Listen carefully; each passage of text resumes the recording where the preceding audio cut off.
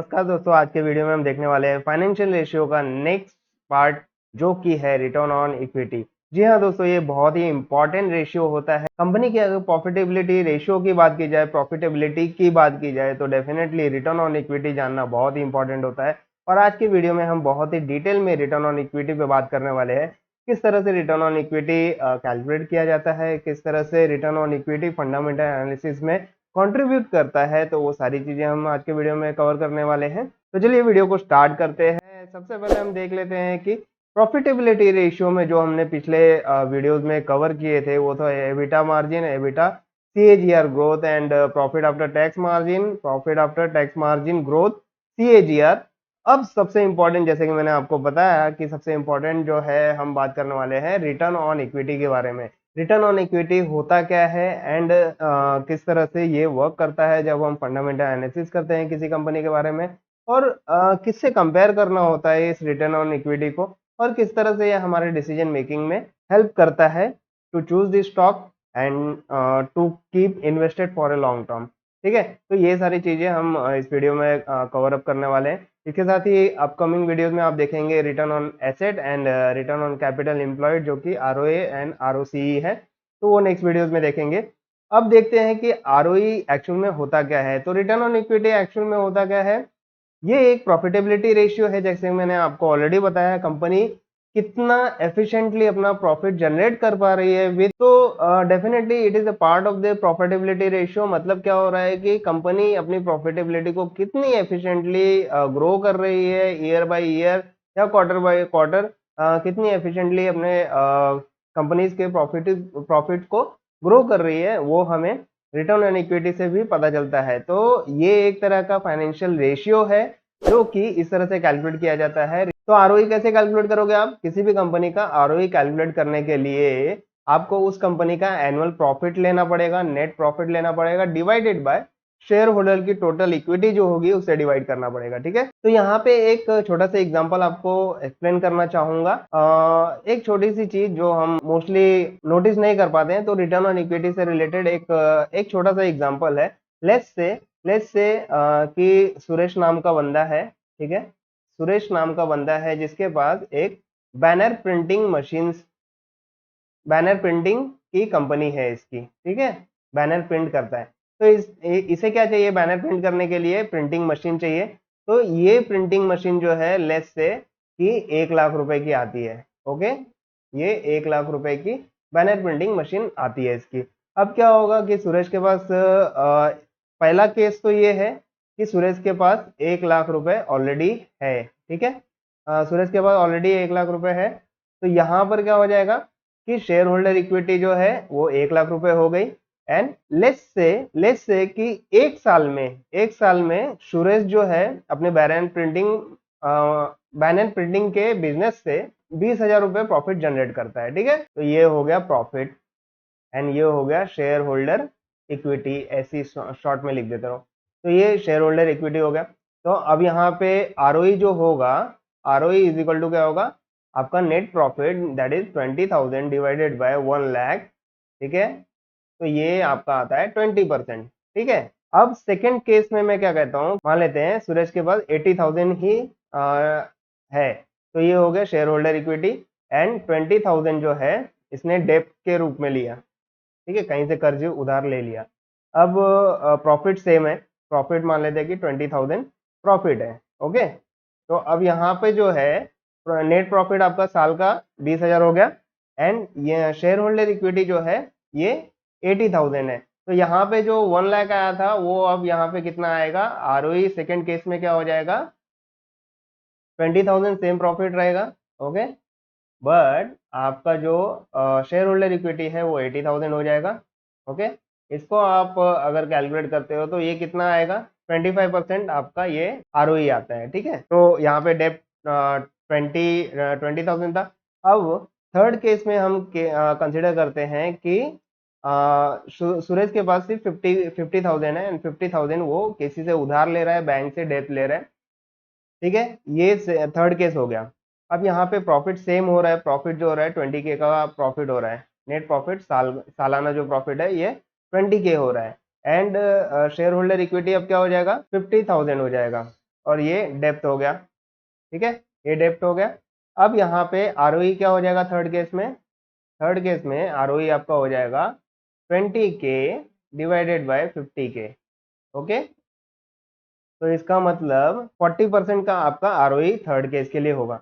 तो इस यहाँ पे आप एक चीज नोटिस कर सकते हैं कि जिस तरह से आपका डेप्थ बढ़ते जा रहा है, कंपनी का डेप्थ बढ़ रहा है, बट प्रॉफिटेबिलिटी सेम है, ठीक है, जो प्रॉफिट जनरेट हो रहा है, एनुअल प्रॉफिट जनरेट हो रहा है वो सेम है।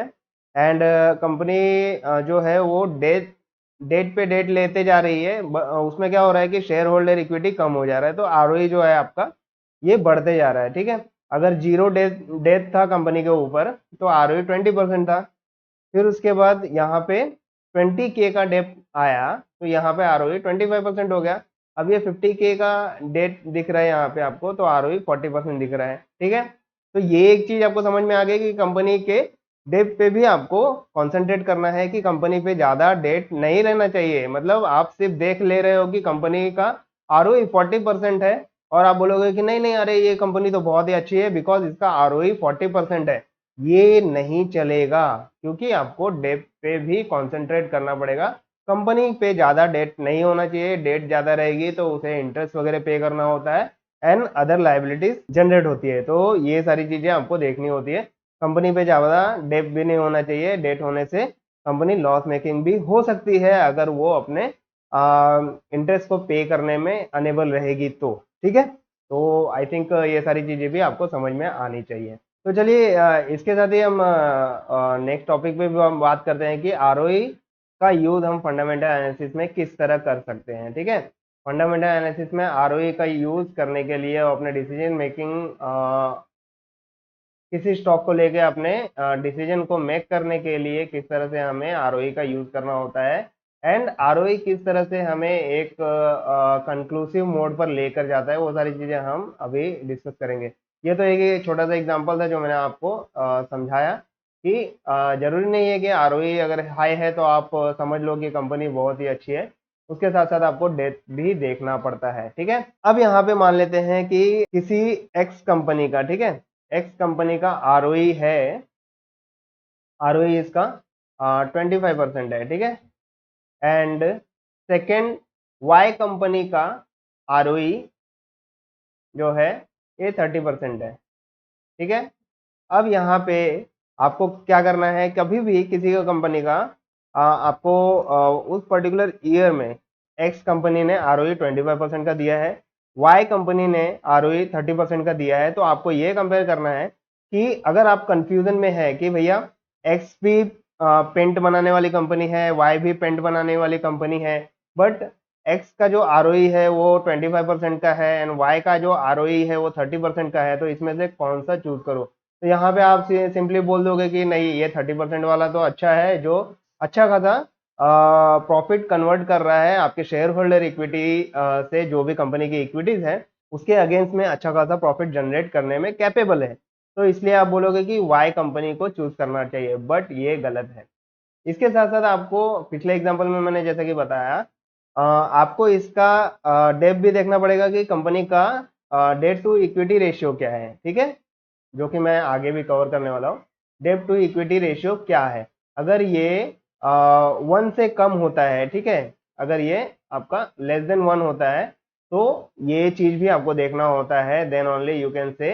अगर y का debt to equity ratio less than 1 है, इसका ग्रेटर देन 1 है, तो डेफिनेटली y के लिए आप जा सकते हैं इन्वेस्टमेंट के लिए, या फिर ट्रेड अगर आपको शॉर्ट टर्म के लिए लॉन्ग टर्म के लिए करना है तो वो आप कर सकते हैं। बाकी अगर यहाँ पे अगर उल्टा होता है, लेट्स से कि y का जो डेट टू इक्विटी रेशियो है ग्रेटर देन 1 है और x का जो डेट टू इक्विटी रेशियो है वो लेस देन 1 है, तो डेफिनेटली मेरे हिसाब से X company is better than the Y, ठीक है। तो ये सारी चीजें आपको देखनी होती है। सिंपल सी चीज थी कि रिटर्न ऑन इक्विटी पे आपको कैसे अपना फंडामेंटल एनालिसिस करते वक्त डिसीजन मेक करना होता है, तो ये सिंपल सी चीज आई होप आपको समझ में आ गई होगी, ठीक है।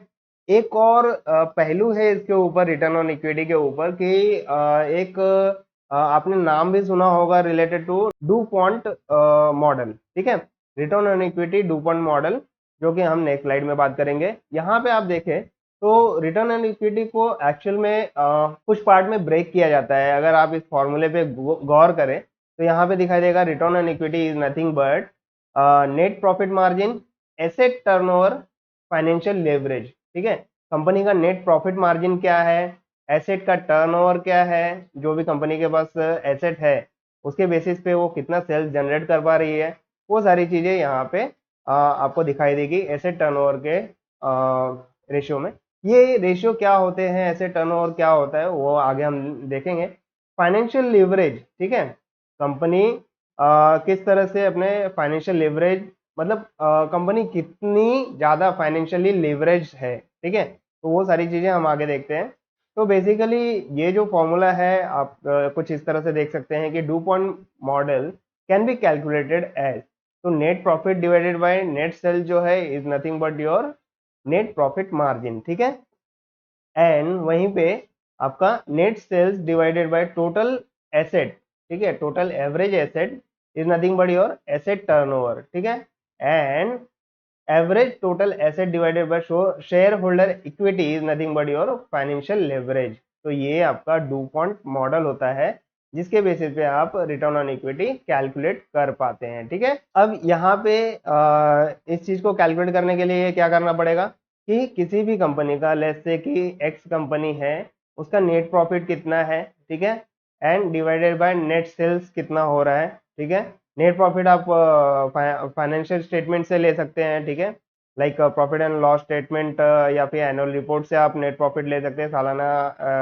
नेट प्रॉफिट आपको मिल जाएगा, नेट सेल्स भी मिल जाएगा, एंड एवरेज टोटल एसेट भी आपको बैलेंस शीट से मिल सकता है, एंड उसके बाद शेयर होल्डर इक्विटी भी आपको बैलेंस शीट में मिल जाएगा। तो ये सारे चीज़ें आप वहाँ से कलेक्ट करें, डेटा कलेक्ट करें और इसमें इस फॉर्मूले में डाल दें और यहाँ पे आप रिटर्न ऑन इक्विटी कैलकुलेट कर लेंगे। ठीक है, अब ये डेटा आपको कहाँ मिलेंगे, मैं वीडियो के एंड में भी आपको बताऊंगा, एक वेबसाइट पर ले जाकर, एंड वहाँ से आप ये डेटा सब कलेक्ट कर सकते हैं। ठीक है, तो आई होप ये सारी चीजें भी आपको क्लियर हो गई होंगी कि डू पॉइंट मॉडल जो होता है वो क्या होता है। एंड इसी के साथ अगर आप देखें तो net profit margin is nothing but, जो मैंने आपको ऑलरेडी क्लियर कर दिया है कि नेट प्रॉफिट मार्जिन क्या होता है। ये जो नेट प्रॉफिट मार्जिन है वो क्या है, net profit divided by net sales into 100, मतलब परसेंटेज के टर्म में आपको मिलेगा। एंड एसेट टर्नओवर क्या होता है, net net sales divided by average total asset is nothing but your asset turnover. ठीक है, एंड थर्ड जो है हमारा फाइनेंशियल लेवरेज। फाइनेंशियल लेवरेज मतलब क्या है कि एवरेज टोटल एसेट आपका या कंपनी का क्या है and divided by share holders equity, तो ये आपका आता है फाइनेंशियल लेवरेज। ठीक है, तो चलिए एक छोटे से एग्जांपल के तौर पे इसे समझने की कोशिश करते हैं कि बेसिकली हमें ये सारे डेटा कहाँ पे मिल सकते हैं। तो हम एक वेबसाइट ओपन करेंगे screener.com पे, एंड वहाँ पर जाके किसी एक पर्टिकुलर कंपनी का, बेसिकली मैं टाटा पावर कंपनी का पेज ओपन कर लूँगा, एंड वहाँ पे ये सारे डेटा आपको दिखाऊंगा। ठीक है, तो चलिए अपने वेबसाइट पे चलते हैं। तो ये हम आ चुके हैं अपने स्क्रीनर के वेबसाइट पे, एंड यहाँ पे मैंने टाटा पावर कंपनी लिमिटेड का जो है डेटा ओपन कर रखा है। यहाँ पे सिंपली आपको क्या करना है, प्रॉफिट एंड लॉस पे क्लिक कर लेना है। जो आपका प्रॉफिट एंड लॉस स्टेटमेंट होता है उस पर उस पर क्लिक करना है, एंड सिंपली आपको यहाँ पे नीचे आप देख सकते हैं नेट सेल्स आपको मिल जा रहा है। ठीक है, ये आपका जो है मार्च 2019 मार्च 2020, मतलब एनुअल रिपोर्ट आपको दिखाई दे रहा है। ठीक है, तो यहाँ पे एनुअली आपको नेट सेल्स मिल गया, ठीक है, एंड आपका नेट प्रॉफिट हो गया। एवरेज एसेट चाहिए तो उसके लिए बैलेंस शीट पे जाना है, बैलेंस शीट यहाँ पे दिखाई दे रहा है। ठीक है, इक्विटी कैपिटल यहाँ पे दिखाई दे रहा है। ओके, टोटल एसेट दिखाई दे रहे हैं।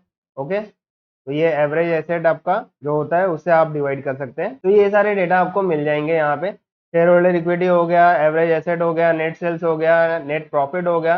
तो ये सारे डेटा के बेसिस पे आप डुपॉन्ट मॉडल में जाके आरओई कैलकुलेट कर सकते हैं। ये कैलकुलेशन आपको करने की जरूरत नहीं होता है, क्योंकि क्योंकि यहाँ पे ऑलरेडी आपको रिटर्न ऑन इक्विटी दिख जाता है कि भैया पिछले 10 साल में रिटर्न ऑन इक्विटी क्या है, पिछले 5 साल में रिटर्न ऑन इक्विटी क्या है, पिछले 3 सालों का रिटर्न ऑन इक्विटी क्या है, एंड पिछले साल का रिटर्न ऑन इक्विटी क्या है इस कंपनी का। तो इसके बेसिस पे आप अपना डिसीजन मेक कर सकते हैं। अब ये आपने रिटर्न ऑन इक्विटी देख लिया, अब इसका डेट टू इक्विटी रेशियो देखना है तो सिंपली मैं ग्रो का वेबसाइट ओपन कर लेता हूँ। अब टाटा पावर हमने वहाँ पे देखा था, तो यहाँ पे मैं टाटा पावर सेलेक्ट कर लेता हूँ, Tata power company limited. And नीचे थोड़ा लेके जाऊंगा आपको, तो यहाँ पे डेट टू इक्विटी रेशियो दिखाई देगा जो कि 1.66 है। एंड यहाँ पे अब स्किनर के वेबसाइट पे अगर मैं आपको दिखाऊं तो यहाँ पे पीयर कंपैरिजन दिखाई देता है। तो टाटा पावर की पीएस कंपनी जो है जेएसडब्ल्यू एनर्जी है, अडानी एनर्जी है, बाद में अडानी पावर है, अडानी ग्रीन है, पावर ग्रिड कॉरपोरेशन है, एनटीपीसी है। तो इसमें आप आरओई देख सकते हैं। लेट्स से कि आप Tata power and JSW energy में कंफ्यूज हैं, तो आप जेएसडब्ल्यू एनर्जी का भी हम स्क्रीनर वेबसाइट खोल लेते हैं। फिर यहाँ पे जाके आरओई इसका देखते हैं। ठीक है, यहाँ पे आरओई आप ऊपर देख सकते हैं 8.40 का आरओई है। एंड टाटा पावर में भी ऊपर आप देख सकते हैं 11.3% का आरओई है। ठीक है, अब यहाँ पे आपने आरओई तो देख लिया कि टाटा पावर आरओई में जीत चुका है, मतलब यहाँ पे आरओई जो है टाटा पावर का ज़्यादा है।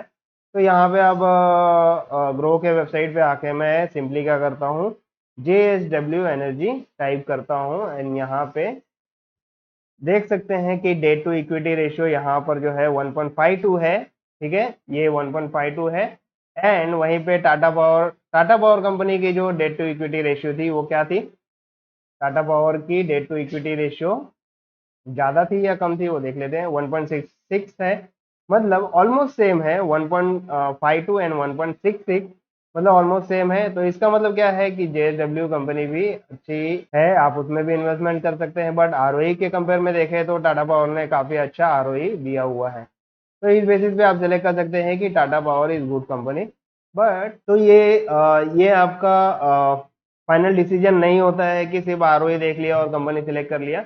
ये basically it is a part of fundamental analysis. तो हेंस आपको ये डेटा आरओई के साथ साथ आपको other profitability ratio, financial ratio को भी देखना होता है, टेक्निकल एनालिसिस करना होता है। Then only you can choose and decide for your investment, your trades. Okay, तो आई होप ये वीडियो आपको पसंद आया होगा। एंड अगर आप इस चैनल पे पहली बार आए हैं तो चैनल को सब्सक्राइब कर लेना एंड नोटिफिकेशन आइकन बेल को भी प्रेस जरूर कर लेना, बिकॉज हमारे लेटेस्ट एंड अपडेटेड वीडियोज आते रहते हैं, एजुकेशनल वीडियोज आते रहते हैं, आई ओपनिंग वीडियोज आते रहते हैं। सो दैट आप हर एक अपडेट से भली भांति परिचित रहो।